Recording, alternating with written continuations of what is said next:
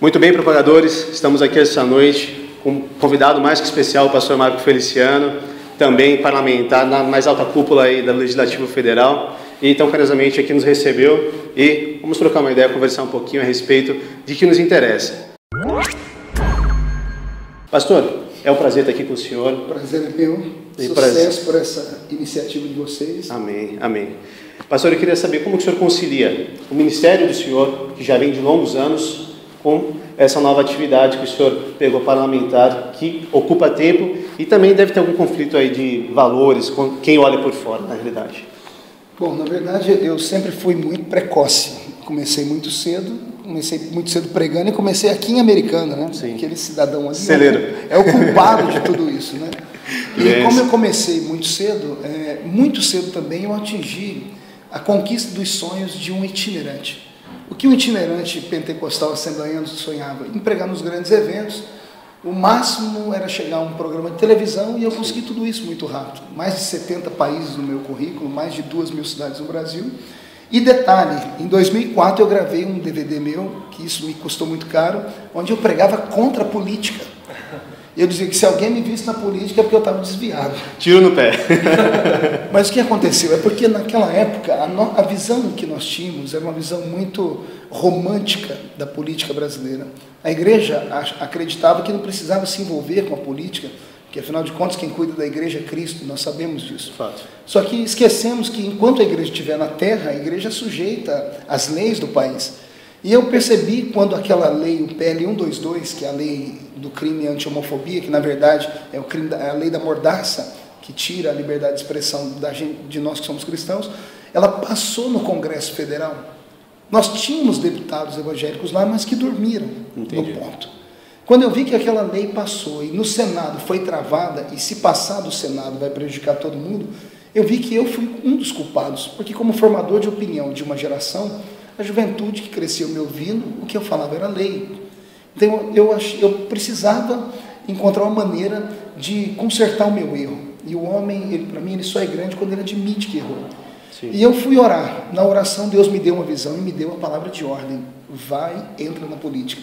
Foi uma loucura, porque eu sou do Ministério do Belém. Sim. Agora, como nós. Agora firme, né, pastor? E eu me lembro que o nosso ministério já tinha um candidato oficial. Eu ajudei o Evangelho Quadrangular no país inteiro, mas também tinha um candidato oficial. A Universal tinha um candidato oficial. O Brasil para Cristo tinha. Eu fiquei sem púlpito para poder pedir voto. Então eu falei, Deus, isso é uma loucura. Aí eu não tive patrocínio, ninguém me ajudou. Eu arrumei um caminhão velho, uma caixa de som horrível, que eu falava aleluia e o povo entendia glória a Deus. E com um tecladinho, o Roberto tocando e eu pregando. E eu não podia falar de política, senão eu tinha minha pré-candidatura caçada. Sim. Consegui uns endereços, fiz umas cartas e orei a Deus. E veio a surpresa. Eu fui o evangélico mais votado do Brasil. Glória a Deus. Eu perdi só para o Garotinho, mas o Antônio Garotinho, embora seja evangélico, foi governador, foi candidato a presidente. Então, não se compara, né? Então, eu tive 211.855 votos. Deus me colocou lá. Eu falei, Senhor, e agora? A igreja toda no meu pé, dizendo, vamos perder um pregador. E eu dizia, não, a igreja vai ganhar um legislador. E de lá para cá, 2 anos e meio, eu nunca parei de pregar. Eu parlamento terça, quarta e quinta de manhã, que são os dias oficiais. Quinta à noite eu já viajo para pregar. Isso. Prego quinta, sexta, sábado. Domingo eu prego na minha igreja, porque eu também pastoreio. E na segunda-feira eu gravo os programas de televisão e tiro um tempo para ficar com a família. Necessário. Então minha vida é essa correria. Eu sempre fui meio polivalente, né? Na verdade eu sou hiperativo. Sim. Consigo fazer várias coisas ao mesmo tempo. Dá para perceber. Eu prego, canto, escrevo, eu tenho 18 livros escritos, uma enciclopédia, tenho 2 CDs de música gravada, tenho programa de televisão, eu escrevo para sites evangélicos, sou colunista de alguns lugares, então a minha vida é tomada, né? E sou pai de família. Dá para conciliar tudo ainda. E esse ano completo 21 anos de casado, com a mesma mulher. Que bênção, graças que bênção. a Deus. Glória a Deus. Inclusive o senhor postou 21 anos com a mesma namorada. Isso, porque muita gente hoje está com os valores trocados, né? Sim. Com os valores trocados. Hoje em dia, o divórcio está virando comum, né? E eu sou da linhagem dele. Ele me ensinou que esse negócio para pastor não presta. Sim, né? fato. Nocivo não sei demais. O que aconteça, né? Como ele ficou viúvo, aí pode casar de novo. Mas a gente que é casado, pastor trocar de mulher com outro, Para o assembleiano, isso é uma tortura. Né? E a igreja também, principalmente eu que sou conhecido, isso é sepultar o ministério. Né? Então, estou muito feliz com a minha esposa. Que vence. Também o senhor defende os valores, seria até contraditório. Valores de família tão defendidos tão afincoamente. Nós tivemos problemas em Brasília, porque alguns deputados e até senadores que são cristãos, que defendem a bandeira da família, tiveram um contratempo no casamento, casaram de novo, vocês devem estar sabendo do que eu estou falando, eu não vou citar nomes aqui por respeito. Isso custou caro para a gente, custa até hoje. Meu Deus. Custa até hoje porque as pessoas questionam, falam, mas vocês não são todos da mesma fé, por que um faz isso, o outro não pode fazer isso, causa uma confusão. E aí você perguntou, como conciliar os valores? As pessoas são muito ignorantes, e principalmente acerca de política. Pra você ter uma ideia, todos os deputados candidatos do meu partido, que tinham o meu número, 2010, foram eleitos no país inteiro. E eu recebi cartas, dizendo, pastor, eu votei no senhor, mas saiu a foto do Takayama. Você é de onde? Eu sou do Paraná. Mas o deputado federal é só do estado. Não, o federal é do país. Então, nosso povo não é politizado. Sim. Então, o povo não... Tem gente que votou em mim no Maranhão. Pastor, mas saiu outra foto lá, mas o número é do senhor. Então, nosso povo precisa conhecer um pouco mais de política. E não só isso. Precisa conhecer um pouco da linguagem. Eu falei hoje, enquanto pregava, sobre o Estado laico e o Estado laicista. O laicismo ogeriza a religião, enquanto o Estado laico, ele dá proteção à religião. Sim. Então, quando eu vejo no Rio Grande do Sul, um procurador entrar na justiça para tirar os objetos sagrados ou de culto cristão de todos os órgãos públicos, eu vejo isso como uma tremenda ignorância e intolerância. Completamente. Contra a fé cristã. Sim. E eles fazem isso no nome do Estado laico, está errado. Se o Estado é laico, ele tem que proteger quem tem aquela fé. Sim. E outro, nosso país é um país com base cristã. Se é para tirar tudo que é religioso, como é que nós vamos fazer com o nome da cidade de São Paulo, Santa Catarina? Exatamente. Dos 5 mil municípios que nós temos no Brasil, 5 poucos mil municípios, 2/3 têm nome religiosos. E os feriados? Verdade. Que todo mundo se aproveita deles. Então, é uma grande baboseira, na verdade, as pessoas fazem isso na pura maldade. Há um preconceito no país contra a nossa fé.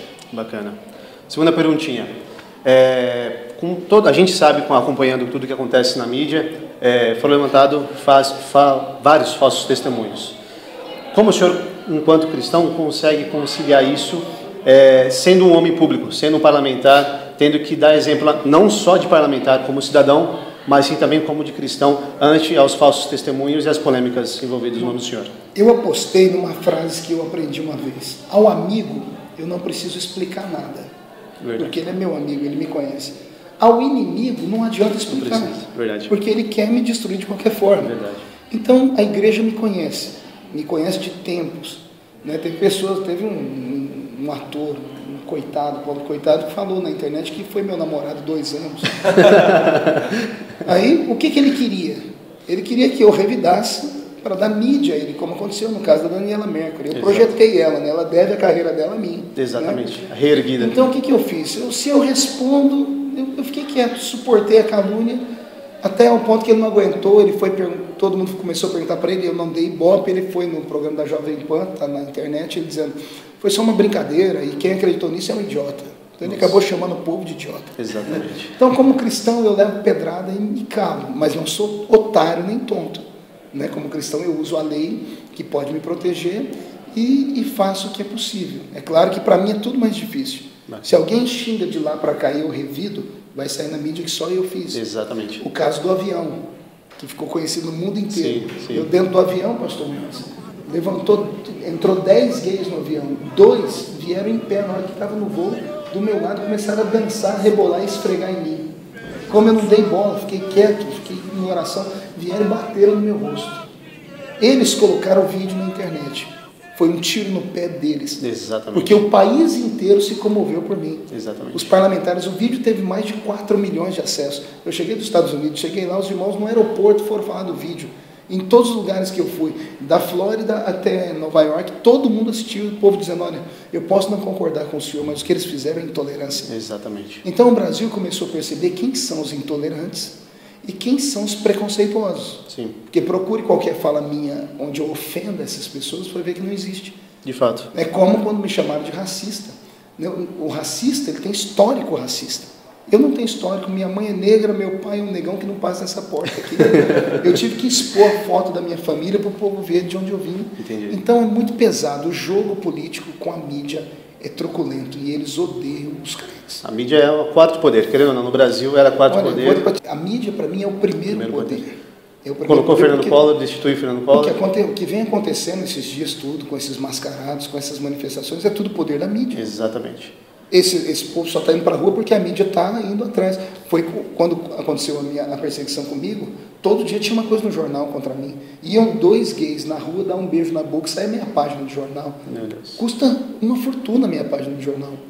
Aí eu me reuni aqui com 100 mil crentes, não saía nada. Não sai nada. Então é tendencioso, é maldade pura, e tem por trás disso alguns partidos aí que são... Nada de imparcial, incluindo, nesse período também houve a constituição do Genuíno e o João Paulo no CCJ, para mim é um absurdo. Eles pararam de me perseguir porque eu não queria, porque o João Paulo, com todos os defeitos, ele é um cara de família. Ele teve um problema como todo mundo tem. Sim. Então eu nunca queria jogar na cara de um parlamentar amigo meu. Sim. E não só amigo, mas alguém que trabalha na Câmara. Como é que fica o meu convívio ali? Imagina. Mas a proposta foi bonita. Mas eu não aguentei. Ele sai, eu saio. Eu não aguentei porque, não vou contar aqui uma coisa, isso aqui é furo jornalístico. É para o making off. Furo jornalístico. Naquela reunião que teve com os líderes, que eu não era obrigado a estar, porque eu fui eleito pelo colegiado e não tinha lei que me tirasse. Sim. Eu fui em respeito ao presidente da Câmara, que é o presidente Henrique. Então, fui em respeito a ele. Cheguei lá dos 20 líderes de partidos, eles me deixaram falar primeiro. Quando eu terminei de falar, dos 20, 17 ficaram ao meu favor. Nossa, isso é relevantíssimo. Isso virou a mesa, porque Sim. eu mostrei para eles o que era, o que acontecia e como eu estava sendo perseguido. E disse, se hoje fazem isso comigo, amanhã vão fazer com o senhor aqui no plenário grande. Foi profecia, deu 10 dias, os índios invadiram o plenário. Agora a PEC 300, os policiais invadiram o plenário, perdeu o respeito. Sim. E tudo por quê? Porque ele não me protegeu na minha comissão. Deu precedente para outros. Abriu precedente. Aí levantou 3 que foram contra mim. 3 partidos socialistas. O PSOL, o PCdoB, e aí levantou o líder do PT. E quem é o líder do PT na Câmara? Irmão do Zé Genuíno. E quem é o líder do PT na Câmara? É um deputado que o assessor foi pego com dólar na cueca. Aí ele levanta e diz assim, olha, a população brasileira não te suporta mais. Para o bem desse parlamento, renuncie, Feliciano. Discurso midiático, nada de parlamentar. Aí eu subi o sangue, eu fiquei cego, eu falei assim, tudo bem, se é para o bem do Brasil, eu renuncio com uma condição. Que o seu irmão e João Paulo Cunha, que são condenados, são mensaleiros, são ficha suja, renunciem, porque eu não sou mensaleiro, eu não sou ficha suja, sou ficha limpa e sou um homem de família, e sou um pastor. O presidente bateu muito, está encerrado aí. Porque não houve uma resposta à altura, né? A mídia toda divulgou, saiu no Jornal Nacional. William Bonner falando, Feliciano diz que renuncia, se o PT tirar, acabou a conversa. Não foi tão bem divulgado quanto deveria ter sido. Por quê? Os colegiados... Mas o pouquinho que fez, acabou o tumulto. Os Sim. gays não vão mais lá. Porque os gays que iam lá, na verdade, eram tudo militante, pago por esses partidos. Eu denunciei isso no programa do Ratinho. Sim. Custa R$50 um ativista para ir lá para perturbar a vida de qualquer pessoa. R$50 e um lanche. Você põe lá gente para ficar no seu pé, azucrinando você. Vai no auditório do Silvio Santos. Eu falei para eles, hoje estão na minha comissão, amanhã vão na sua, amanhã vão na sua. E comecei a falar, amanhã alguém não gosta do seu relatório de um projeto, um cidadão compra com R$1.000, 20 pessoas e põe lá para gritar contra você. Estão abrindo um precedente que não podia ter. Então hoje eu virei no parlamento um herói, porque eu sou o líder da resistência. Sim. Apanhei, tomei pancada e ao invés de sair fracassado, saí mais fortalecido. Benção. A igreja demorou, mas acordou. Sim. Meu pastor Zé Wellington, na nossa convenção, tivemos lá em Brasília, fez uma carta, uma moção de apoio a mim, e todos os pastores me deram essa moção por unanimidade, 24 mil pastores, a mídia divulgou. Daqui a pouco vem Renê Terranova, líder de 17 mil pastores dos movimentos de células, e me apoia. Aí vem pastor Silas Malafaia, foi para a televisão e disse, eu tenho minhas diferenças com Feliciano, mas lá não é Feliciano, lá é alguém que representa os evangélicos e luta de verdade. Exatamente. E aí hoje o pastor Silas estão amigos. O bispo Manuel Ferreira, Um senhor de 82 anos de idade, ainda no dia ativista. do tumulto, foi lá no meu gabinete, pegou na minha mão, filho, vamos juntos. Que bem. E ele entrou comigo de cabeça erguida, porque ele é muito respeitado, ele foi parlamentar também. Então Deus colocou pessoas ao meu lado que eu jamais esperava. Sim. E hoje estou aí, tem um monte de partido brigando para me levar para cá, para lá. Eu saí teve uma pesquisa voluntária, é uma pesquisa espontânea. O governo convocou essa pesquisa. É a pesquisa que separa a pessoa na rua e diz: se a eleição fosse hoje, você votaria em quem para presidente? Sem nomes. Eu pontuei em 4º lugar. Isso. Seria hoje 17 milhões de votos. Seria hoje algo para assustar o Brasil. O meu problema é que eu não tenho partido que queira me dar legenda. Entendi. Nem o meu. Se o meu me desse legenda, nós íamos entrar para a história. Sim. Podia não ganhar, mas eu jogava qualquer eleição para o segundo turno. E no segundo turno a gente negociaria para a igreja, um ministério, alguma coisa assim. Então nós teríamos condições. Falta hoje uma liderança política evangélica no Brasil. Sim. Nós somos líderes de igrejas.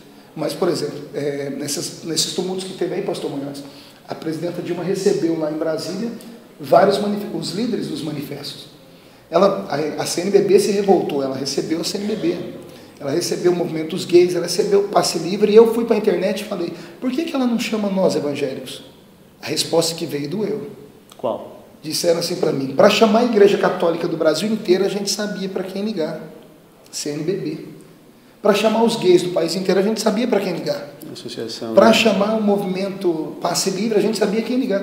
Mas para chamar os crentes, a gente liga para quem? Meu Deus.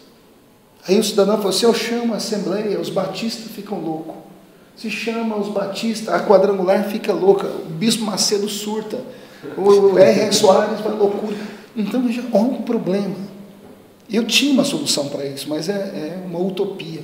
Numa mesa sentado, todos os líderes, pelo menos as 10 maiores igrejas do Brasil, porque as 10 maiores igrejas do Brasil representam pelo menos 90% dos evangélicos. A Assembleia de Deus tem 20 milhões de membros, nós temos 40 milhões no país. Então põe numa mesa o pastor José Wellington, o bispo Macedo, o bispo Manuel Ferreira, o R.R. Soares, o Valdemiro, Estevão Hernandes, pega os grandes líderes, 10 pelo menos, da Sara Nossa Terra, 10 líderes. Façam um conselho, como tem a CNBB. Não é para discutir dogma de igreja, se sua igreja é melhor que a minha, não. Elejam entre eles para falar pelos evangélicos. Seja temporário ou só específico para a política, mais nada. Para a vida política, para questões do aborto, para questões da liberdade religiosa. Alguém precisa se levantar, senão vai acabar tudo. Sim. Né? Nós temos lá uma frente parlamentar evangélica com 73 deputados. Só 5 trabalham pela frente. O restante só aparece quando dá mídia, e quando não dá mídia eles fogem, tem vergonha, tem medo, né? Então é difícil arrastar o bonde sozinho nos ombros. Complicado. Então é por aí. Última pergunta a fazer para o senhor. Com a visão poética que o senhor falou que tem da política brasileira ainda, ou seja, uma esperança que realmente a máquina funcione. Que conselho o senhor daria para a nossa igreja hoje, diante dessa falta de compromisso que as nossas igrejas têm para com a política, até a falta de consciência política da nossa igreja? O que o senhor deixaria de conselho para nós, enquanto igrejas e cidadãos? Veja só, eu sempre fui um garoto meio prodígio, né? Comecei cedo, em tudo na vida fui precoce, como eu disse no começo. E, mais uma vez, Deus usou a minha vida como um colírio no olho da igreja brasileira, porque as igrejas começaram a perceber, porque eu comecei a denunciar. Só o movimento GLBT tem hoje tramitando na casa 198 projetos de lei para eles. Entre esses, criar todo espaço público, criar um 3º banheiro em via pública, tirar o nome pai e mãe dos documentos federais, cota para aluno homossexual em universidade, como tem cota racial, eles querem cota para alunos gays. A cada um perímetro aí onde tenha 200 mil habitantes, ter um hospital só para cuidar de gays, com médicos gays. Então, é uma loucura. Mas eles politicamente são preparados. Qual é o projeto da igreja? Verdade. Qual é o projeto de governo da igreja? Pastor, mas isso não é muito aleatório? Não. A Bíblia toda é cheia da igreja e a religião junto. A religião e a política. O profeta era a consciência política do rei. Exatamente. Por que João Batista foi parar na prisão? Porque ele foi botar Mexeu com a mulher no lugar certo. Sim. Por que serraram Isaías pelo meio? Porque ele foi dar de dedo no nariz do rei. A função do profeta era trazer o rei ao mundo dos homens, porque o rei achava que não tinha que dar atenção, não tinha que dar satisfação a ninguém. Então, Jesus era amigo de políticos. Ele foi sepultado na sepultura de um senador da República. Exatamente. Né? Nós temos Nicodemos. Então, Paulo era advogado. Você vê o poder da mídia. Na minha cidade, eu tenho amigos que são gays. Amigos de infância. Sim. Amizade não tem nada a ver com o que eles fazem em quatro paredes, é problema deles. A mídia foi lá, entrevistou eles. Não colocou. Por que será? Porque ia ver, era o contrário do que eles pensavam. Eles queriam me colocar contra o movimento gay do país inteiro. Exatamente. Né? Então, com certeza a resposta deles não foi o que a mídia esperava. Pois é. Voltando ao assunto do lado romântico, o que precisava fazer a igreja? A igreja precisava acordar nesse momento. Vocês, jovens, que são universitários, criar um movimento de moços cristãos, uma juventude que teme a Deus, sei lá, nós temos que encontrar um caminho. Você disse que é estudante de Direito, eu sou apaixonado por leis, não tive a oportunidade de fazer.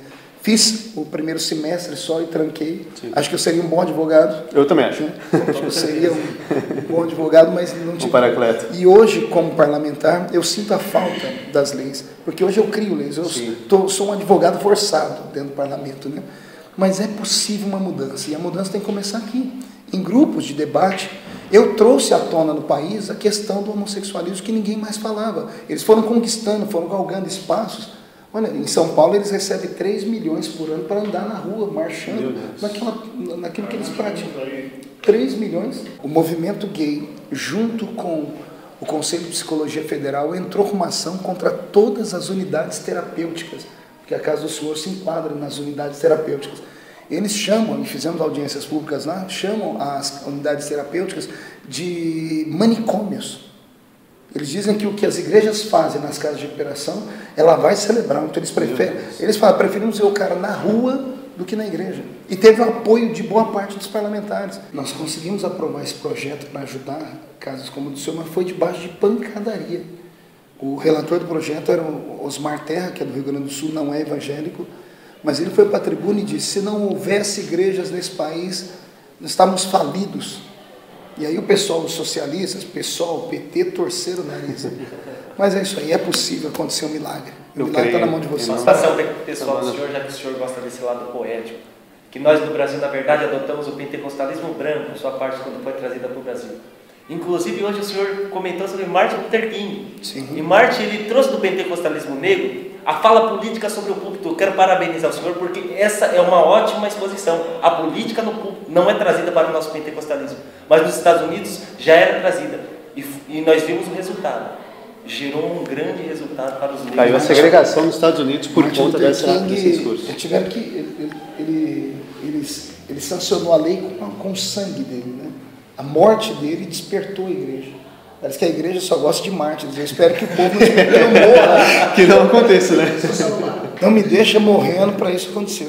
Que não aconteça com o senhor, mas tudo bem. Mas é isso aí, eu que agradeço. E é aquilo que eu falei, o que nós precisamos de fato é trazer de volta a consciência de que nós vamos para o céu, mas nós estamos na terra. Sim. E nós precisamos fazer alguma coisa aqui. O cidadão evangélico, ele é um cidadão que tem os seus direitos, os seus deveres, tem que exercer a sua cidadania. E mais, para mim a mão direita do crente é como a mão de Samuel. Samuel ungiu o rei de Israel. É o crente que vai com a mãozinha direita dele o ano que vem nas urnas e vai ungir o presidente da nação, vai ungir o senador, vai ungir o governador, os deputados. Então o crente não pode ir de qualquer jeito. Não basta votar num crente, tem que ser um crente com comprometimento. E eu estou aqui. Muito obrigado pela entrevista, pastor. Foi muito bom, de grande valia. Tenho certeza que todos que assistiram, com certeza também serão renovados com os seus conceitos. E nós somos um propagador do Evangelho. O senhor é um propagador? Muito. Eu sou um propagador. Amém. Só falta você aí, viu? Antes de terminar, www.marcofeliciano.com.br. Lá você vai saber um pouco mais de política. @Marco Feliciano no Twitter. Espero vocês.